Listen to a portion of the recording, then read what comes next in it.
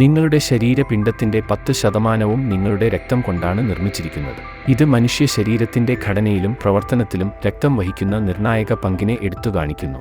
ശരീരത്തിലുടനീളം പ്രചരിക്കുന്ന ഒരു സുപ്രധാന ദ്രാവകമാണ് രക്തം. മാലിന്യ ഉൽപ്പന്നങ്ങളും കാർബൺ ഡൈ ഓക്സൈഡും നീക്കം ചെയ്യുമ്പോൾ ടിഷ്യൂകളിലേക്കും അവയവങ്ങളിലേക്കും ഓക്സിജനും പോഷകങ്ങളും നൽകുന്നു.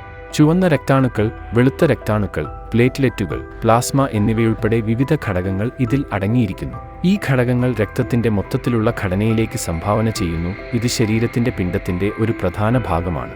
ശരീരഭാരവുമായി താരതമ്യപ്പെടുത്തുമ്പോൾ രക്തത്തിന്റെ കൃത്യമായ അനുപാതം വ്യക്തികൾക്കിടയിൽ വ്യത്യാസപ്പെടാമെങ്കിലും ശരാശരി പ്രായപൂർത്തിയായ ഒരാൾക്ക് സാധാരണയായി 4.5 മുതൽ 6 ലിറ്റർ വരെ രക്തമുണ്ട്.